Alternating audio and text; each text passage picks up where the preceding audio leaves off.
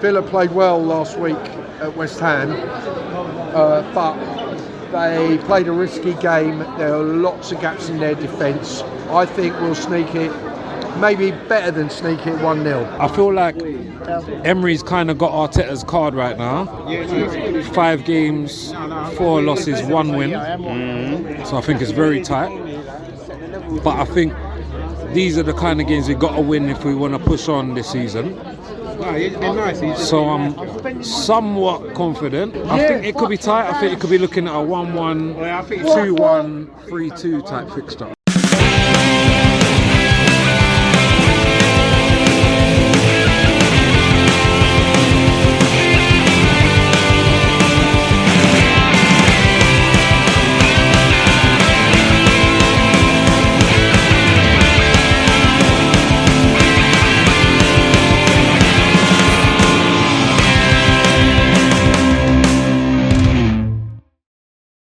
Hello and welcome to Whatever the Weather, another Arsenal podcast.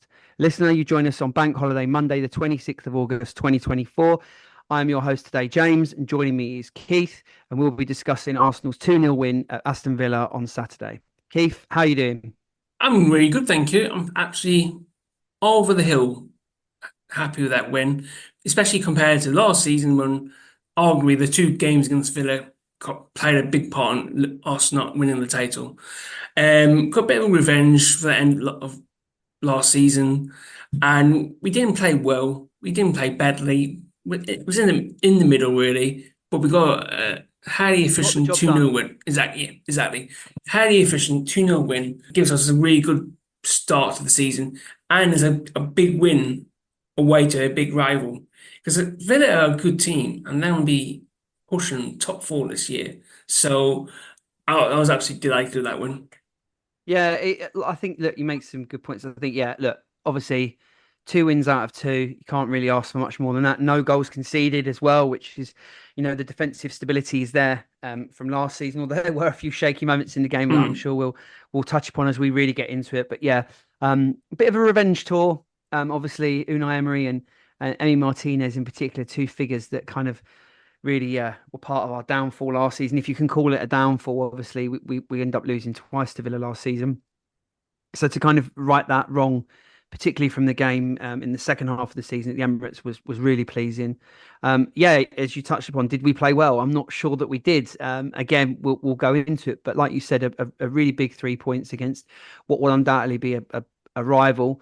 I did tip on last week's podcast and have said in the WhatsApp, I don't think Villa will be as good this season as they were last. I'm not sure they'll get in the top 4, but they'll certainly be a top 6 team. And I think something that we probably both touched upon in the WhatsApps as we were talking to each other on Saturday is that Villa will definitely take points off our rivals across the course of the season. So for us to win at Villa Park and to do it pretty unscathed as well can only be a good thing. So let's get into it. So look, we started off straight away. Did we play well? I think the general consensus, it was a bit of a flip of a coin game, wasn't it? Yeah. It could have gone either way. Like I said, if Watkins had scored either of those 2, he should have scored both of them. You would have put your mum's payslip on him scoring both of those goals. Thankfully, he didn't. And then after that miss from Watkins, they went down a bit. You obviously seen them were a bit deflated, and then we controlled the game, rest of the game really, and we passed the ball about. We were patient. Yeah, you want to say something? So you mentioned the Watkins chances. So look, let's obviously that one of them came about from a Gabriel mistake. So let's talk about the lineup a little bit. So the one change that I think we thought might happen. So Alexander Zinchenko didn't play at left back, and we brought in Yuri and Timber. I think is it probably fair to say that none of us really thought that was much of a gamble in terms of quality. No. We knew what Timber could bring defensively, but I think we were all a bit worried about him from a fitness point of view. So what were your thoughts on playing or starting Yuri and Timber and how he played in the game? I think it was the right move to do. I don't like, we all love to chunk with the ball going into midfield, but other teams, especially other teams' wingers, especially they're fast, love playing against him because he always gives them a chance, like Salah last season. Leon Bailey as well, wasn't it? Exactly. Yeah. And Timber being there, you could see he wasn't quite up there yet with match pace, but defensively and with the ball, he was solid. That's all we wanted it There from was that there was a Saturday. moment in the second half, wasn't it, when I think Bailey got him 1-on-1, and he sort of lost his foot in a bit, but he sort of came back and recovered really well, and Yeah, sort of held yeah, him up, and then sort of like the cavalry came over to the rescue, yeah, and definitely. Martinelli came hearing back and that, and it was good to see, and I think you're right. I think, do you think that could be I mean, look, we're not short of left back options, as we said before. Obviously, Calafiori even came on Yeah. towards the end of the game. But I think, do you think this could be the start now of perhaps Yuri and Timber being our starting left back, certainly for the next couple of games? Obviously, we've got Brighton next Yeah, week, and I then would say so. with, Yeah, I with think Man City and Spurs on the horizon. he didn't do anything not to start next Saturday. I think he would definitely start Saturday. Um, yeah, like Timber was solid. He was solid. Bailey didn't have too much success against him, and obviously Villa are a very fast counter-attacking team, so that Bailey's one of the main weapons for them. So they got nothing off Timber really. So he would definitely start on Saturday. Yeah, I agree. I think it bodes really well as well, because I think a lot of people do think, you don't see too many right-footed left backs. But Yeah. I think in this day and age where a lot of the wingers are inverted, so they want to come back inside. So obviously people play left footers on the right a lot. Actually having a right footer out there is not the worst thing, because Yeah. the wingers always tries to come inside. And I think we don't have a huge body of work on Timber. Obviously, the Community Shield last year in Well, the first half we against were Nottingham Forest, there. but the Community Shield, yeah, we were at that game and he was Yeah. absolutely superb. And I think Yeah. we all expected him to go on and be the starting left back. So I think that'll probably be the way it continues. Yeah. I mean, Um, against City last year, he was fantastic in that Community Shield game, and he would have been a big player for us last season. I've got no doubt about that. Unfortunately, he got that awful injury, but now I think he's got a big chance now to get that left back spot his. Calafiori is still adapting to it, being obviously to Arteta's methods and stuff. So this is perfect for Timber to say, actually, don't forget me. I'm the left back from yeah, going forward. I actually think that by December or the Christmas period, I think whether it's left back, it might even be right back, it might even be centre back. I don't know, but I do feel that Yuri and Timber at some point will really force his way into that lineup. It looks like it'll be at left back, and as I said, great Mm. to have those options. So look, the only other thing I suppose we could speak about in the starting lineup, or rather in the squad, would be that Gabriel Jesus didn't make the bench. Ugh. He wasn't in contention to start, unfortunately, with a groin injury. Um, we've spoken on well, since the inception of this podcast, about the eternal question of, do we need another striker? It Yes. looks like this is going to rear its head yet again. Really disappointing, because I think certainly in the first half, we did feel like we lacked a little bit of Yeah. something up front, didn't we? All pre-season we've had, oh, Jesus is going to have a whole pre-season. He's going to be fit. He's going to be raring to go. He's going to score lots of goals. We're going to get the best version of him. And it's a bit of a cliche now, but no, I wasn't surprised when he got injured on Friday. Even when he got announced, I thought, oh, that's what he does. So I was not surprised at all. I mean, it's just really annoying because you can't rely on him. And the fact that it's Monday, obviously it's bank holiday Monday, obviously, but you've not had anything else with the injury, so which Yeah, no can't news has come out. that's not a good sign. I mean, I reckon he'd probably be out for a month or two, and that's just Yeah, I mean, with yeah. his history of muscular injuries, it doesn't bode Mm. well. I think the thing to me that kind of it brings back memories of the dark days when Thomas Rosicky and Avid Diaby would get a midweek injury at training. You can understand if a player gets injured in a match, but Gabriel Jesus does seem to be one who gets these training ground injuries quite a lot, Yeah, and that is quite a worrying sign, isn't it? That it's because I'm sure that I know they will say you should train how you play, etc., but they can't be going at it full pelt. yeah, you can't rely And on for it, him to be unfortunately. picking up these knee and groin injuries is a bit of a worry. Yeah, and the day before the season starts as well. I mean, if it's mid-season, you could understand that maybe, but the Yeah, day there should be before no fatigue. There's no pre-season, muscle fatigue in there, is there? It's yeah, yeah, big disappointment. Look, yeah. I I mean, suppose we'll talk a bit more about the strikers when we get onto our anticipated transfer window talk at the end. exciting But look, times. let's go back into the game a little bit. So look, you've already mentioned or touched very briefly upon the Watkins miss where Gabriel Maguire was pounced upon, potentially a foul in the build up to that. I don't know. And then I think Watkins puts one past the post. But that was just before that. Emi Martinez was forced to make a really top quality save off of Bukayo Saka. And this game actually is probably known for two really big saves. So that first one from Martinez, and then obviously after Watkins' first half miss, it was the amazing David Raya save for the second. Save the season, probably. It's definitely, I mean, it's definitely in the top three season. I mean, top three save the season contenders at the end of the year on Match of the Day. It's definitely going to be there. I think that's the kind of save that makes obviously wins you games. He kept it us 0-0. If Villa gone 1-0 up at the time, would we come back? Maybe, but probably the best we would have got was a draw. It stays 0-0. We go and win the game, and it's because of that save. It's a match-winning save, and yeah, I mean, I have to come in and say I make you absolutely 100% right there. I think we spoke on the last pod about the save in the first match of the season, coming at a crucial time. yeah, And when we were 1-0 up, and it was, we said, I think that was the first save that David Raya's made where we thought, wow, that's a point winning or a game winning save. yeah, I think, like you said, I think, yeah, that was a save that won us the match. I do think the way the game was playing out on Saturday, very cagey, could have gone either way. I think it was Emery and Arteta were kind of suss each other yeah, out tactically. And I do think it was, I said that before, I thought it was a bit of a one goal game, and whoever scores first has got the ascendancy. And I think, yeah, I make you right. Villa were getting on top at that point, and had Watkins that chance gone in, well, had either of them gone in, but especially that one, then I think, yeah, it would have been really difficult. And it was just a miraculous save. Is it fair to say Watkins, is he going to be really disappointed? Should he have scored, or was well, it just a great save? I don't know.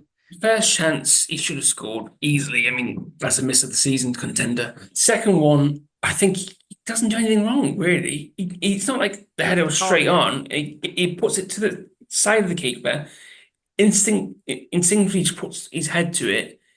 99 times out of 100, well, 99.9 times out of 100, that's a goal.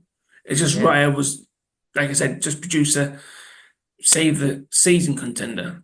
So I agree. I think a I lot don't of think you can't blame Watkins too much for that. No, I agree. I think a lot of the pundits were talking, oh, he's got a lot of the goal to aim at, Watkins, I mean. But I think surely when Watkins saw the ball hit the crash off the top of the bar and Raya go down in a crumpled heap, he thought Raya's out of the game. It's just about get a good. I think he probably just thought, do the basics, get a good contact on it, a good solid header, and it's a goal. And I think, like you say, 99.9 times out of 100, that's in the net. But for Raya to get up and then to make the parry as well, to push the ball away from goal, the strength of it as well, push it away, absolutely remarkable save. Yeah. And I think, yeah, that was the pivotal moment, because, as we say, at that point in the game, Villa were on top, and we were hanging on a little bit. Yeah. And it was crying out for a change. I mean, we made a change. We brought on Leandro Trossard, who a lot of people felt was unlucky not to start either of the first two games of the season. Martinelli started. I think Arteta said that he wanted the defensive capability of Martinelli to get back and the pace. But Trossard came on, and his first touch, he's scored again. Well, all I can say is Trossard starting the next game. There's no doubt about that. I mean, that was a fantastic finish. I mean, first touch. Lethal. And it's such a good finish as well, because the ball comes in and he's attacking the space, but it's not like the ball went straight from Saka to him. You see, it takes a flick off Havertz, and a Villa player, but it came straight to him. Yeah. Didn't hesitate, nothing like that. He just put it in. It was a fantastic finish. After that, we were quite confident, very comfortable after that. I mean, Trossard, I think it literally changed the game, didn't it? Literally changed the game. The first shot, it was a sub. I mean, that, talk about a super sub. I mean, I think his impact off the bench since signing for us has been remarkable. And I think, to be fair to him, I don't think any Arsenal fan would label him as a super sub. I think we all know there's more to him than just that. But his finishing, we touched upon the Jesus injury as well. And I know you just jumped ahead and said that he'll be starting the next game. But surely now Trossard is coming to a point where he is undroppable because he is so lethal in front of goal. I mean, you can look at his scoring record since he's joined us. I mean, he's fantastic. I mean, I can see why Arteta played Martinelli on Saturday, he obviously wants him to get into form. And the only way to get that with Martinelli is playing games, whereas Trossard, it just comes off the bench and scores goals. But I think Trossard, he's just such a smart player. He's not the fastest, he's not the strongest, he's not the tallest, he's not the quickest, but he's just got such game Footballing intelligence. brain. Yeah, something you can't coach. You either have that kind of brain with Yeah. football or you don't. And he's just a very smart player. He knows where to run and get the ball. I mean, it's quite. I mean, the game against Villa at our place last season, he missed a chance like that in the first half. He should have Yeah. scored. This time he scored, and I was absolutely delighted. Yeah, those are the margins. Yeah, and Yeah. I mean, I think Trossard's got so many big goals for Arsenal. I mean, he linked the running last season away at Wolves, away at Manchester United too. That Porto. spring to mind immediately. Porto, yeah, brilliant goal. I mean, he's just a great goal scorer. I mean, I wonder. I mean, do you look at him as an option as false nine when he first joined the club? He was in that sort of position. Yeah. I like what Kai Havertz brings, but Yeah. Trossard is just a natural goal scorer. I don't Yeah. think. I think we've seen enough now. There's been enough of a body of work. I think it's safe enough to say that the term natural goal scorer fits him as a goal scoring midfielder. Lundberg had it when he was at the club before. Arshavin to a degree had it. Even Theo Walcott to a point had it. But Trossard's definitely got it. Definitely got it. Thing is, though, when he has started, he's not always had the best of games when he has started. So if you hate me saying this, because I'm sure you'd be saying to Arteta, start me, but maybe his best thing is to be a super sub. But I think he definitely deserves to start on Saturday. Yeah, I think against his old team as well. Yeah, he always got a point to prove. But Yeah. no, I agree. I think now, if as much for Trossard's good form, I think Martinelli's poor form. A really disappointing or frustrating game probably from Martinelli. Nothing really happened for him on Saturday, did it? You can see he tries hard. He's a willing runner, but it's just not happening for him at the moment. He needs a deflected tap in to go in. That's what he needs. He needs a little tap in or a shot to take a deflection, go in, and then he'll be back to his normal self. I've got no doubt about that. But right now, nothing's gone right for him. I mean, like you said, he's just not in form. I think he might need rest. He might need to be say, well, you have to play yourself back in. Show me. I think that's it. I think he's going to have to be. He's going to have to be the impact super sub for a while, and as you say, get his place back that way. But look, I mean, as we said, we went 0 up with Trossard's goal, and then we kind of took control. Villa obviously had to come at us a little bit, and then suddenly Thomas Partey and Martin Odegaard started finding space, and then eventually we worked the ball really well, and Partey gets a goal, which a little bit of Schadenfreude on Emi Martinez, who got a strong hand behind it, but couldn't quite tip it round. Not strong enough. I mean, Martinez, he's going to be so annoyed at that. I mean, it's one of those, as a keeper, you imagine he'd be Sunday morning at 3 o'clock in the morning, he's going to be awake thinking, should have saved that. Thankfully, he didn't. Partey, not the best of shots. I mean, with Partey, you never know what you're going to get with his shooting. It's either going to be 50 yards over the bar or top corner. So, I was really delighted with that. It was a great goal, 2-0. And then the game was over, really. We should have made it 3-0 after that, to be honest. Yeah, Odegaard missed a chance that you'd, to coin a phrase you earlier said you'd put your mortgage on. Where he blazed over. Interestingly, just on Thomas Partey, we mentioned him last week, his performance. And look, I'm assuming you watched the full game on Saturday. Yeah. I did, and had a bit of a keener eye on him. What were your thoughts on Partey's performance? It's a hard one. That's a hard question because some things he does well and some things he's doing well. But on Saturday, Rodgers, I mean, he had a fantastic game. But he got past Partey way too many times, and obviously as the six, you can't allow that to happen. So with Partey, you think maybe he just needs 5-6 games to get back into game speed at his best. But we've not seen him anywhere near what we expect from Partey yet. Will he get there? Is he still able to get to that level of 2, 3 years ago? I don't know. But we just have to wait and see, really. I think because obviously Marino's start come now, but I think Partey will definitely start the next 2, 3 games. And then after that, it'd be a toss up between him and Marino. Yeah, I've got to say I was quite alarmed with Partey's performance. I was actually quite I was calling um myself. I thought the two substitutions that were glaringly obvious was well Leandro Trossard, I think. But Yeah, I thought George it was a game for Jorginho.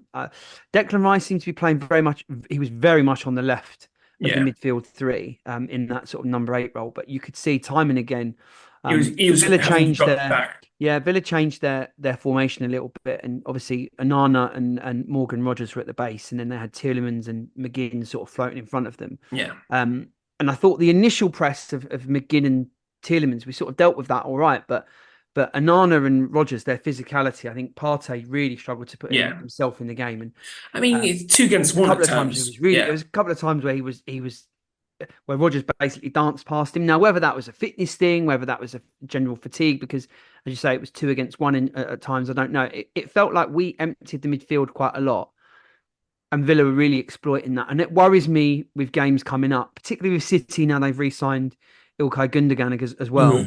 Mhm. Yeah, that kind of. I'm not sure that Partey's got the legs for that anymore. I know there was Mm. a lot of the talk last season was putting the nail in or the boot into Casemiro for our friends at Man United, saying that he'd lost a yard of pace and all that sort of stuff. But once you get into your early 30s as that sort of midfielder, it's natural to lose a bit of pace and Yeah, robustness. And I do think we've got a brilliant runner in Declan Rice, and I think at times we left Partey a little bit exposed, and he yeah, was exposed. You mentioned before some of the things that he does brilliantly. He gets the ball in the half turn, he drives forward 2, 3 yards, like yeah. he takes the game away from him. He's still got that in his locker, but it was a bit few and far between. It was a mixed bag. I think Partey, if anything, and I suppose it's capped by the fact that he scored, but he was better going forward than defensively when Yeah. his primary job is to be a defensive midfielder for us. So Exactly. That's yeah, not a good it's a sign. strange one.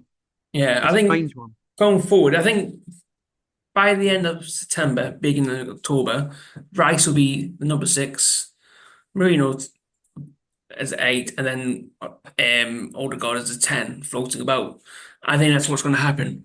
But I mean, So yeah, is Mourinho actually going to happen then? Because Fabrizio Romano announced it, Ornstein announced it, and yet Bank Holiday Monday, just gone 10 o'clock at night, that's and that's all those pictures of all is him. quiet on Arsenal.com. Well, it is Bank Holiday Monday. That's the only thing I could say is Bank Holiday Monday. So maybe they're going to announce it tomorrow at 10 a.m.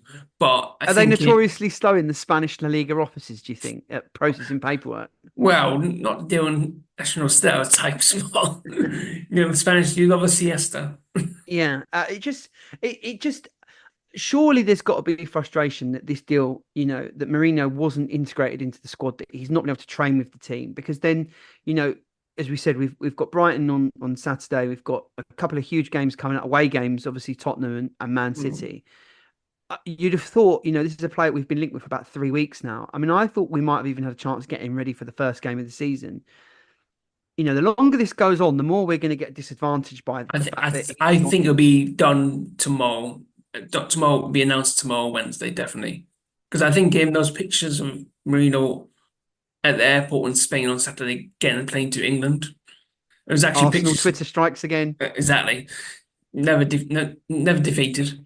And I think it'll be announced tomorrow or Wednesday. No doubt about that. And yeah, I would like to have him sooner. Like you said, get him in, getting them playing the Arteta way. But he's not like 21. He's 28. He's a Yeah, Spanish. He just won the European Championships. yeah, I think he'll be able to pick up what Arteta wants him to do quite quickly. So I'm not too yeah. worried about that. I think he'd be fine from that point. I think Partey, he can get us through the next game or two and then go on from there. We'll see what happens after that. Yeah, I think look, I'm hopeful. I trust you on this. I know your listener Keith is our resident Twitter expert. He's all over all over what happens on social media. And look, yeah, I make you right. I think there was a lot. I did see myself. There was a lot of speculation about him leaving the airport, and Arsenal Twitter strikes again. So I think, yeah, the chances are that he will be He'll be announced, fine. and I think the sooner that happens, the better. But look, yeah, I think we've covered most of the points in the game. The game on Saturday. I Oh, I suppose just want to one say, thing. oh, Well, maybe I'm going to say it. I don't know. you Um, go. Ben White. Yeah, Ben White. I was going to The say revenge tour continues. definitely. There's two things I want to say: Ben White thing, and also the Saliba thing at the end, which we can talk after the Ben White thing. But Yeah, Ben White, I love him. Just this shithouse of the king of the shithousery. shit house. Yeah, he Yeah, he he looks like he wants to take over when Jamie Vardy goes as the Premier League's yeah, chief chief shithouser. Yeah, for those of you that didn't watch or maybe weren't sure what we're talking about. John McGinn um got the ball off Saliba deep in the corner. It was a foul. I think John yeah. McGinn fouled Saliba before then kicking the ball at Saliba. The ball ricocheted free, and Ben White did what Ben White was always going to do, and that was blast the ball as hard as he possibly could straight at John McGinn. Oh, it was Um, I delightful, mean, delightful. I'm someone that's always had a little soft spot for John McGinn. I liked him when he was in the Championship with Villa. I saw He's a him as very good player. a good little Very good player, player. but he's a little narky little shit, isn't he? And I think Yeah, he had that coming, and I think Ben White stuck one on him there. yeah. All within the law. I think last season when we Love played to see Villa, it. when we played Villa last season, McGinn was like that. He was like a Well, that's his knock. game. He's a little Yeah, terrier, exactly, isn't he? exactly. And last season he did it well against us. This time round, I think Ben White said to him, "Whoa, whoa, enough of this shit. Don't do that again." And yeah, fantastic. We just loved it. It's just like, and then afterwards, Ben White's like walking about like nothing's happened. He's like so calm and collected. It's just, yeah, nothing. You can see teams sometimes try to wind him up, and he just Mm. looks at them going, "I don't give a shit, mate." He So, doesn't watch football, does he? no, It, no, it other takes it all in players, his yeah. stride. Takes it all in his stride. So what about Saliba then? So look, Well, at the celebrating end, tackles, eh? yeah. I mean, that was fantastic. I loved it. Just keeping a clean sheet. He sprinted and he got there and he won the. I mean, obviously the player still got a shot off, but it was a save, easy save by Raya in the Yeah. end. And you could see the whole team just get in there because we want a clean sheet. I mean, We've seen Gabriel do that before in the past, haven't we? I yeah, think it's a hallmark. Those two defenders. It you know it's easy to eulogize defenders when things go their way, and we've said before that Villa could have easily had 2 goals. We could have gifted them a goal with yeah, Watkins' first chance, and then Watkins had to draw a world class save out of David Raya. So it could have easily have gone the other way. It's the fine margins of elite level sport, but yeah, we've seen in the past Gabriel celebrate blocks and interceptions and clearances, and to see Saliba do the same thing is fantastic. And yeah, I think it's fair to say we've got 2 central defenders who love to defend. It takes me yeah. back to the days of Steve Bold and Martin Keown flinging themselves in front of everything. Absolutely love it. Yeah, it's just you wouldn't swap those two for anyone else, any other centre back duo in the world. They just you wouldn't swap them. Who would you swap them? Wow, in the world, well, blimey. Well, I think. Yeah, I think at the moment I can't make a case for anyone else. I think again we said on the podcast last week, Gabriel, until he found his right partner, I think we thought, we could probably upgrade there. And Yeah, I know there was talk last summer of potentially a move to Saudi, and a few of us thought, well, if the money's that good, we could probably find another centre back. But I think the reality is that the partnership that he's forged with Saliba now is so good that, and it is a partnership. I yeah, know Saliba's going to get his flowers because he is the trademark. Rolls Royce seems to be the thing of him yeah. now, but I think they do defend as a pair and they come as a pair. And I think Saliba on his own probably wouldn't be as good, and Gabriel on his own certainly wouldn't be as good. And I think as a pair, They just complement each they other complement each other perfectly. so well. Yeah, and I do. I think you're right. I think you're absolutely spot on. I think probably in world football there is no one that you'd swap them as a pair for. I mean, thank heavens we got Saliba on that long-term contract. As far as I know, there's no clauses in it, as far as I know. But I No, I mean, think we're quite fortunate. I think he'd be the I first think 100 million plus defender. If we ever did sell him, which I hope never Possibly, yeah. I mean, happens. I think Easily, I'm right easily. in saying. I think I'm right in saying that there's I don't think there's a single first team that we have at the club apart from Jorginho. Um, maybe Trossard, but I think all of the rest of the squad are on have got at least 3 years on their contracts. Yeah, I think they've been very good at they've all that. yeah. I think we've gone from a team where we were an absolute shambles at managing the deals to now we're in a really strong position. I mean, we're not like Chelsea who've got 9-year deals coming out their backsides. Chelsea are an Um, absolute shit show. I mean, let's but be 3 to 5 honest. years plus, I think we're in a really good place. Yeah. And yeah, I mean, as Well, we look at say about Liverpool. Chelsea Look at being shit. Liverpool. I mean, Liverpool have got Well, yeah, three big. Salah, Van Dijk, and Trent Alexander-Arnold all up in the summer. That's going to be a problem for them, isn't it? Yeah, I think. I I mean, mean, I expect Salah will go to Saudi, and I would imagine that Van Dijk will go as well. But if they were to lose all three, with Trent as well, I think on they'll free be transfers as well. I yeah, mean, I think they'll be absolutely kicking themselves for you that. save a lot of money on the wages, obviously, but then you lose so much money. Like it's like, The quality, how do you yeah, replace them? It's yeah.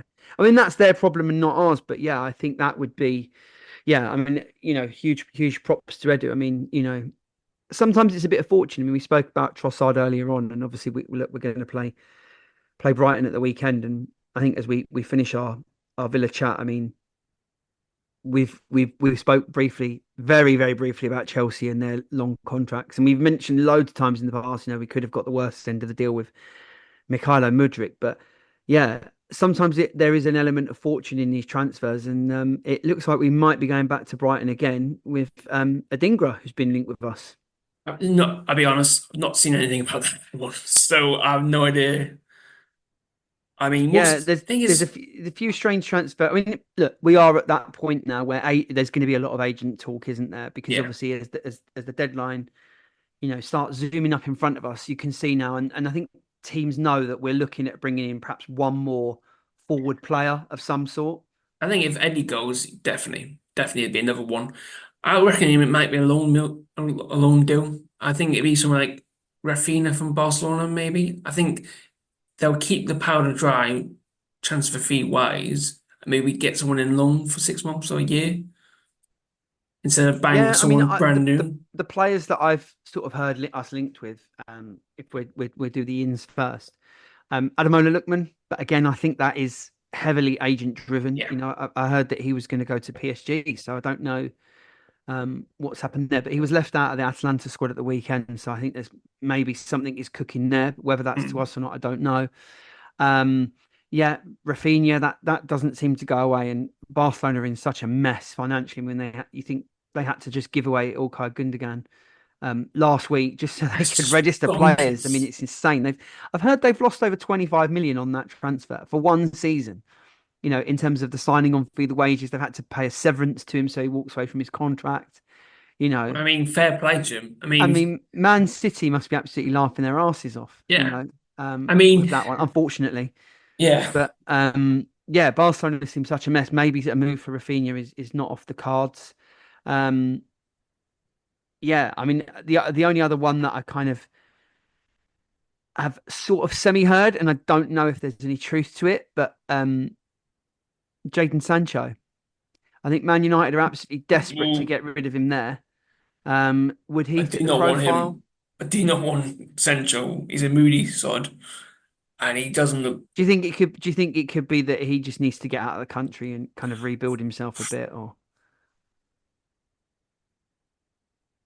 Nah, I think maybe it goes on like Dortmund, maybe again, or PSG, but not to us. I That's mean, not. No, the I thing I can't see suppose, that working at all. yeah, I mean, I suppose the big thing with Sancho and in fact, actually Sterling as well, who's also been linked to it, is their wages are so high. It's just you just can't take a punt on them Yeah, because let's be honest, Chelsea aren't going to loan us a player, Man United aren't going to loan us a player. The risk reward is too high because there's no way we can afford to, I mean, they're both on over 300 grand a week. I mean, it's absolutely insane the wages they're on. the thing is, Sancho, there's a player in there, but Does he want it? Does he want it? And we heard the stories at United about him being late for training all the time, and we all know that Arteta does not like that. So that'd be it. When Lapa doesn't change his spots, I mean, I think that central he's not 17 anymore. He's 23, 24 now. Yeah. So he's not going to change who he At is some point, now. though, the penny's got to drop, and you've got to kind of use a You bit of think man that? management. I mean, now that is, I mean, he is a player. I mean, what 3 years ago went for like 85 million. I mean, he was highly, highly sought after in Europe, wasn't he? You Yeah. can't. I mean, is it? I don't know. We've seen players that have dropped off a cliff, but surely he's young enough that he can't have just. I just It can't can't see go it that work. badly, Can't has see it? it working. Another name I had is Kingsley Coleman. Okay, he's I think someone that might who's have some legs to that an one. interesting player, a player who's played 7 years of professional football, and has won a league championship in every single one of those years, apart from the one where Harry Kane became his teammate. It's more than 7 years. He's played. He's like I think he won. I think he won a couple of titles at Juventus or PSG PSG. as a youth team player, where Yeah. he barely played. But he's had seven seasons where he's been at he's played a significant amount of Mhm. matches. Um, but yeah, apart from last season when Harry Kane He's kind of. injury prone though, which is Yeah, another player that we were linked with, who I don't think there's anything going to happen, was Jeremy Frimpong at Leverkusen. no. He's a right back, isn't he? But yeah, well, I think he's a player that can play anywhere on the right hand side, so wing Oh, back, right midfield. He was playing as like a winger for Holland sometimes, but he was a player that was linked with us earlier in the window. But I think, no, I can't yeah, see that one. But the reason why I mention his name is because these all seem to be wide forwards we're linked to. It's not a striker. I think we touched upon the conversation earlier on. Victor Osimhen, I think, is probably likely to leave Napoli because they've agreed a fee with Lukaku now. Um, Even Tony has been eminently gettable for the whole Yeah, window, it would seem. Solanke was on the market. There's been a few players that have cropped up, and we've not been linked to any centre forward. no, Tellingly, the link obviously was to Sesko right at the end of May, but since then it's all been wide forwards that we're linked to. yeah. I think, like I said to you before as well, I think there's just true high quality centre forwards just don't exist anymore. Proper number nines, they just don't exist anymore. So I think Arsenal, like, if we're selling Eddie, there's no point getting someone in who isn't better than Eddie.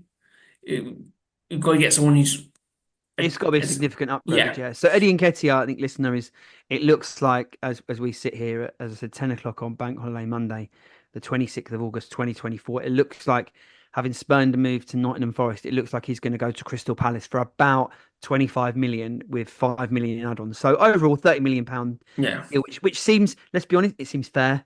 yeah, It seems fair for a player that I don't think his goal scoring ability's ever been in question, but he's probably lost his way a little bit. He needs games. He needs yeah. games. I think he'll Yeah, score if for that's to someone like happen. Palace, he'll score 15 goals as 10 to 15 goals a season for Palace, and they'll be more than happy with that. That's what they need, Could really. could he become a player who, in a year's time, we might regret No, letting go?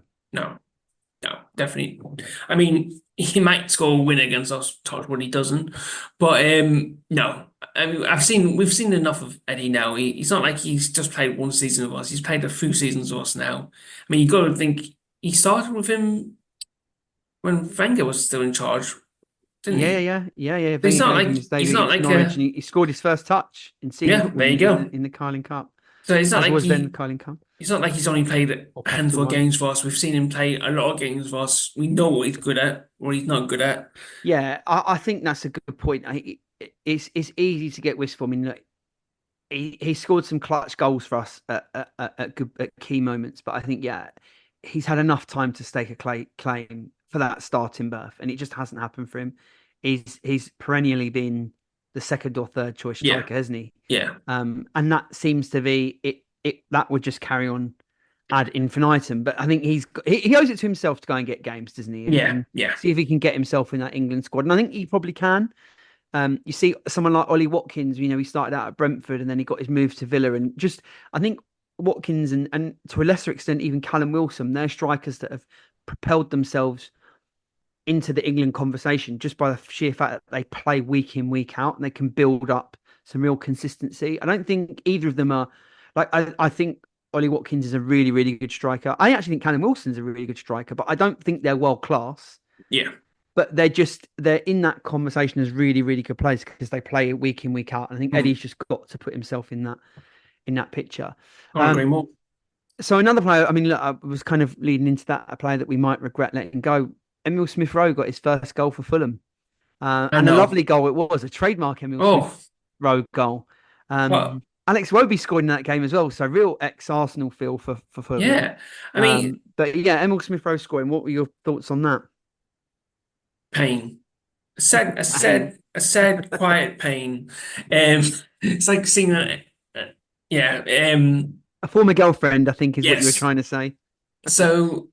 Careful who's listening. Exactly. But funny story. Anyway, so Smith-Rowe, I was quite sad, but as I said in the group chat, I saw a match of the day stat. That was his first Premier League goal in 837 days, which says that's why he's moved. Yeah, that's why he's gone. Yeah, that's why he's moved because he just couldn't stay fit last 2 years, and when he did play, he didn't really do anything to really justify starting the next game. So I mean, I loved him. We all loved him. It's a bit like when you saw Jack Wilshere turn out for West Ham, wasn't it? It's like, well, Jack Wilshere. It's the player that you knew. You know, there's a player in there, and you desperately want it to happen for him. But it's just, you just got to go and get games elsewhere. We're competing to win the league, to potentially win the Champions League. We can't afford to carry passengers. I think that's probably where we're at. I reckon if Smith-Rowe stays fit this season, has a good season, he's a 60, 70 million pound player easily. He can get 10, 15 goals for Fulham, get a massive move next summer.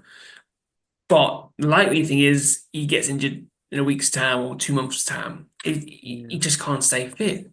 If he could stay fit, he'd be a first team starter for Arsenal. There's no doubt about that. I hope not. I hope he can have a really good season at Fulham, and then we'll take it from there. Me too. Yeah, look, we're not going to turn this into the "There's only one F in Fulham" podcast. This is the Arsenal podcast. So look, we've spoken a little bit about transfers coming in. It doesn't seem there's a huge amount happening other than obviously Marino. Potentially, I think you're right. We'll get. I actually think probably I should have said, if I can get my words out, we'll probably have a clear indication after the weekend because. About potentially getting a loan move in or something like that. Deadline's Friday, isn't it? So we're not before the weekend. Okay. Oh well, fair enough then. I thought the deadline was Saturday, but okay, fair enough. So we'll get a bit of an indication then. So I think Ramsdale might go out. Do you think Ramsdale will go? Well, yeah, we'll come on to outgoings, and I think there has to be. I think Ramsdale would be the top of the list, other than Eddie Nketiah. I mean, I'm assuming we'll take it that Eddie Nketiah is gone. But the fact that we've agreed a fee with now 2 clubs, so I think that the writing's on the wall there. So I think, unless Eddie, unless he's badly advised by his agents and he's holding out for more money than he's worth, that'll be gone. And good luck to Eddie and wish him all the best. Aaron Ramsdale needs games. For a goalkeeper, you can't. It's to sit one season on the bench. It's fine. Because goalkeepers age a lot slower than outfield players, but to have 2 or 3 is criminal. And Ramsdale looking at a second season on the bench, and that is what it is going to be. He owes it to himself. Not people will talk about his England credentials. I think it's more than that. It's him as a footballer. He's a really, really good Premier League level goalkeeper. He should be playing in a team that's fighting for Europe. Or even the Champions League places. In another world, he is the Arsenal goalkeeper for a decade. It's just that the way that football's moved on, where it's so important for goalkeepers to be good with their feet, we've found the player who, as a goalkeeper, is probably marginally better than Ramsdale, if better than Ramsdale at all, as an actual goalkeeper in terms of the ball going in the net. But we found a goalkeeper whose level's better than him with the ball at his feet. Which is modern football. Like you said, that's the difference, yeah. That's modern football, isn't it? That's the difference. David Raya is a class above with the ball at his feet, and that's why he's the Arsenal number 1. Ramsdale, he was linked with Wolves. Obviously, we've played Wolves now as well, so we don't lose out from not having a sub keeper. If we can get something done, where we can bring in a second or third choice keeper on relatively low money and wage. Well, Romano, I'm sure there'll be something to let Ramsdale go. Mr. Romano on Twitter said something about Espanyol keeper, didn't he? Last week? He's quite young though, isn't he? But he'd be a number 2. Be a number 2. It's So dangerous to have such a young keeper as a backup if Raya was to get an injury. That's my only thing. yeah. Well, I mean, I, a player we were linked with actually a sentimental thing. So thinking about transfers, we were linked with Wojciech Szczesny. you know what? I would go for that. I He would go was for that. released by Juventus. I don't know if he's actually got a club now, but we No, were he linked with hasn't. him He because was he linked to loved Saudi, but apparently he living in turned that down London. in the end, apparently. That would be one. If he was prepared to be a backup, Well, there was that would tick a lot of boxes. beginning of the summer, there was a 1 or 2 days of on Twitter chat about him coming back to Arsenal. So I think that could be possible. It would be cheaper, but I think He likes Arteta. Could there be a potential coaching role in there? He's got to be what 35, 36 now. yeah, yeah. Um, I mean, I would be all over that if that was me. But I think it may be more likely that Espanol keeper. That's more yeah, likely. I think. I'm just thinking, could we bring in both? Maybe have a young prospect Well, and then have a. You look at. I know. Look, I'm going to make a bit of a jibe here, but you look at Man City with Scott Carson, and I know his face only really crops up when he's in the team photo when they lift the trophies at the end of the season. But yeah. City of a lot of people have said. Pep apparently has said as well. Having that experienced third choice goalkeeper just around, just calming the place, good atmosphere, a good character in the dressing room, experience, someone that doesn't rock the boat, not agitating to play Hmm. every game. Just that steady character around just can be invaluable, and maybe that's something we could look at. Yeah, I think I'll go for that. But like I said, we would know by Friday, won't we? Yeah, I think though it is clear. I think that Ramsdale will go. Yeah, Surprised it would be to Wolves though. I thought Newcastle were linked for a while. I know yeah. Pope's been injured, but maybe we don't want to strengthen a rival. I don't know, but look, I think Ramsdale just got to go and get games wherever that may be. I thought you might go to Chelsea. I thought Ramsey might have been a Chelsea player, but then they signed that Ferrero keeper. Well, they've apparently Chelsea have got 8 goalkeepers on the I books, haven't mean, they? Chelsea is a madhouse, isn't it? Let's be honest. It's an Eight absolute goalkeepers. madhouse. Apparently, they're linked with Central. Yeah, Why? well, I've heard. I mean, Chelsea are. I mean, it's. What do they need with Central? I It would mean, they appear to literally don't be. need him. It would appear, and I look again. Don't want to turn this into the uh, blue is the color Chelsea podcast, but it would appear that with Chelsea that their business model is sign as many players as possible on long contracts as possible. So buy now, pay later kind of thing. And then hope that somewhere along the line they strike gold and manage to get a massive, you know, huge fee for one of their players in the future. But I don't see how they're going to do that. I don't, they've got such sheer weight of numbers there. There's no possible way any of this could work. I Hmm. mean, the only player I think that they could command any sort of fee for at the moment would be Cole Palmer. And there'd be absolute riots if they were to sell him. So Yeah, who knows? I mean, Well, they gave him a 9-year deal the other week. exactly, So exactly. So he's not leaving them he's anytime there for a soon. decade. It's It's insane. just the most insane club. I mean, it could easily end up being a complete disaster. And they get Oh, and listener, let's really nail colours to a mast. Don't we just hope that? I mean, how hilarious would 100%. it be to see Chelsea scrapping around the bottom of League Two? This is where Graham was to come in and go. The EFL has got no responsibility to actually take upon one of these clubs. So, okay, Graham, just for you, we could potentially love to see the day where Chelsea play in the Conference South. That'd be amazing. That'd be hilarious. With Chelsea, who knows what's going to happen? It's an absolute madhouse. I mean, saying that it did win 6-2 on Sunday, so Yeah, maybe they might got be on the better brink. this I year. mean, they've got less. All jokes aside, Chelsea have got enough talent in their squad that they should be pushing for top six as well. It's just the circus that goes on with them, isn't it? Yeah. But yeah, I'm if for no other reason than I don't want to see him associate with that club. Let's hope that Aaron Ramsdale doesn't join Chelsea. Um, any other news on players on the way out, Keith? You're as I said earlier on, you're all over That's social it, media and this sort of really. stuff. That's it. Anything happening with Jakub Kiwi or no? Nothing happening there. No, that's gone really quiet the last few days. There was something about him possibly going to Bologna. Don't think he was in the squad, was he on No, on no. Saturday? That's So 2 games he has not been in the squad now. So, yeah, and no known injury. yeah. So Brighton's on the ball there, surely. He's Oh in no, the he was on one. the squad. He was in. Sorry, I've Oh, just sorry, my checked. bad, my bad. I've just checked. He was in the squad. Yeah, Tomiyasu and Vieira were well. Tomiyasu, Vieira, and Well, Jesus we're were not late meant. injuries. I mean, I we've mean, not talked about Tomiyasu, Villa. we know he's been injured. Jesus obviously was a late injury. Vieira, I suppose. Look, let's talk about him. It looks like he's set to join Porto on loan. Yeah, I think just to finish off with Kivior, I think he'll go out on loan by Friday. He'll join some mid-table Italian team, but Vieira says a lot about this is why he's gone. We've gone through the whole pod and talking about transfers, and even then, I didn't even think about Vieira. I hadn't even thought about him the whole entire pod, which says a lot about him. I think the lack of an impact he's had with us. Yeah, Yeah, I think that's a good move for him. I think Porto makes a lot of sense. His home team get a lot of game time there. Hopefully, get a good season in them, and then we can sell him for 20-25 million pounds to West Ham next summer. that sounds about right. Yeah, Yeah, look, I think you're absolutely spot on with Vieira. I think the way you summarise that is perfect. The one thing that I am, look, you never want to see a player fail, particularly when they play for the Arsenal. Um, I am. There's a little part of me that is quite glad that we are moving him on. It would have killed me um, if we'd have gone through this season where we'd sold Smith Rowe, potentially sold Reece Nelson, who are Arsenal men who've been with the club since they're 8 and 9 years of age, and then we kept Fabio Vieira just on a whim out of stubbornness because we'd put a 35 million yeah, fee around his neck. yeah. Um, because Fabio, if they don't deserve to be at Arsenal, then neither does he. Because, and look, and I mean it with the nicest will in the world, because Vieira, obviously there's a prospect there, but it hasn't worked out.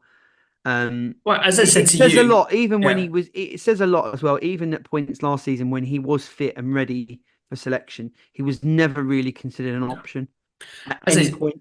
as I said to you on Saturday or Friday when the move got announced. Well, it's not official yet, but it's pretty much done apparently. You would struggle to have a TikTok reel of his Arsenal highlights.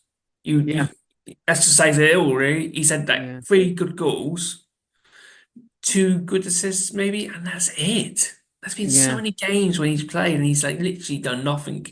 You go, what's he done I mean, this? is it? Would we say that this is in the harsh reality of football?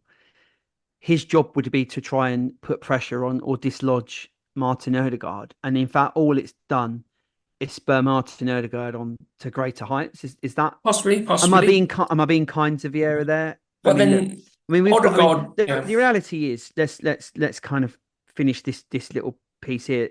The reality is that we've got probably 4 players in our squad, but the two I'm going to talk about now who have become almost immovable in the team because they are touching world class levels. So Martin Odegaard and Bukayo Saka. I think we talk often about having players that can alternate with Saka to give him a rest, because we all suffer, as Arsenal fans, with the PTSD of seeing our great youth players getting injured and suffering and Mm, missing chunks mm. of their career. We mentioned Jack Wilshere. You can add Aaron Ramsey to that list, and obviously Emil Smith Rowe as well. And we desperately don't want to see that happen to Bukayo Saka. Um, but the reality is, Saka and Odegaard are hitting such levels with their performance. It's who do you bring in? Like, who do you bring in? What Well, competition do exactly. you have? It's almost the impossible job. No, I can't agree more. Um, I mean, that's not a reason to not have a yeah, squad, by the way. yeah. But we do need squad players. But I think ultimately that's what's done Fabio Vieira. There was no way he was getting in that team ahead of Martin Odegaard. So yeah, look, And apparently, hopefully, like you say, we can get a decent fee recoup for him, and we he's go had again. he's had an entire preseason and he didn't do anything. He Yeah. didn't. Well, He didn't. Ethan Nwaneri, who I think is going to come into the team or into the squad a bit more, and look, great to see another young kid get a go. And look, he's only 17. I think it says a lot that they view him as more of a long term prospect, as someone that could either play with Odegaard or take Odegaard's Yeah, place I read one or two in Vieira. articles that said basically if there was a spot in the team tomorrow that had to play and where Ethan would start ahead of Vieira, which says everything. Yeah. Like Well, I think But Nwaneri, there'd be no choice. It'd be yeah. definitely Nwaneri starting ahead of. Well, But he that's he probably is another one as well. we've probably got half an eye on his contract. I mean, he's a development player. We gave him minutes in the first team, obviously the youngest player in Premier League history, to show faith in him, to get him to sign a new contract, got him to sign a deal. He's going to have a point where that deal is going to need to be renewed. We've got to be committed to him. And I think that's a really positive move by the club, actually. I think, do you know what? There was a lot of doubts over Edu and Per Mertesacker, what they do in the background and how well they're supporting Mikel Arteta. But I think we're really starting to see now over the last 12 months or so, things really starting to work in the background now. And I think, it bodes really well. There's one two criticisms of the academy, and we can talk about that in another part because we talked a lot already today. But Edu's definitely doing a good job this summer. I definitely say that he's getting that outgoings. I mean, £35 million for Smith Rowe, 25 for Eddie. That's good money, and it's all pure profit as well. If we can if we can get an obligation to buy for Vieira and potentially something for Ramsdale, you're looking at almost 100 million they would have bought him. Exactly. Not to be sniffed at. Yeah. Cool. Okay. Well, look, let's kind of leave the Arsenal stuff there. I just wanted to touch very briefly. So we're playing Brighton on Saturday, as we mentioned. Coming up, Brighton got their obligatory win over Manchester United in the early kickoff this weekend. Our old boy, and in fact their old boy, Danny Welbeck, amongst the goals. Fantastic player. Brighton's a tough game, isn't it? You never really know what to expect with Brighton. They're capable of magnificent performances, but you think they're nailed on to get in the top 6, and then sometimes they find themselves down in 12th. They're a bit of a mixed bag. Last season they were definitely like that. I mean, last season they were a very up and down team. They're obviously Europe for the first time, and they clearly struggled to get there. And De Zerbi was a bit of a Italian psychopath on the sidelines. You never knew what you would get with him. This season they've started off very well. I mean, obviously they played against Everton. They're going down this year, I think, Everton. And then Man United. Man United should have won on Saturday. And that's the thing. They should have been 2-1 up, and they would have won the game, but they didn't. They got the offside goal, and then Brighton last 10 minutes it was all Brighton, but they could have easily have lost that game on Saturday. But they look really good. They're just really tidy, smart, hard working team. It's gonna be a very hard game on Saturday. Very hard game. Yeah, we've traditionally struggled a little bit with Brighton. Yeah, particularly at the Emirates, actually. Funnily enough. Obviously beat them last year, and what a lot of people thought was one of our better home performances, actually. Do you think we're making? I mean, look, obviously we're a few days out yet, and we don't know about any injury news. But do you think it'd be largely the same team that played Villa? Do you think Trossard probably? Look, we've already mentioned. You think he'll start? I expect him to come in. It'd be the same team that started. The same team that started on Saturday, apart Timber from to get back-to-back start. Do you think? Definitely. He deserved it, I think, after the game on Saturday. Martinelli dropped for Trossard. That'd be the only difference, really. Yeah. No, I think pretty much the same again. I say, look, Brighton are a tough team. They've won 2 out of 2, as have we. I agree with you. I think that you're absolutely spot on. I think United could have, on another day, Man United could have won that game. Man United games are going to be like that this season. They're going to be up and down, where they could win, they could lose, and again, that's their problem. I think we're much more measured. I think the strength we've got at the back and the solidity we've got in the team now, I don't think we'll have too much problems against Brighton. Famous last words. But look, you've listened to Whatever the Weather, another Arsenal podcast. A slightly different sound this week. We'll be back to full strength next week. But look, thank you all for listening. Hopefully you can join us after a rousing win over Brighton and 3 out of 3. Take care. Kicked it in. Havertz got a touch, and he's only just on the field. And how he announces his arrival in style. Leandro Trossard with a ruthless finish. And driven into a good area as well. Here's Saka. And the strike from Partey's in.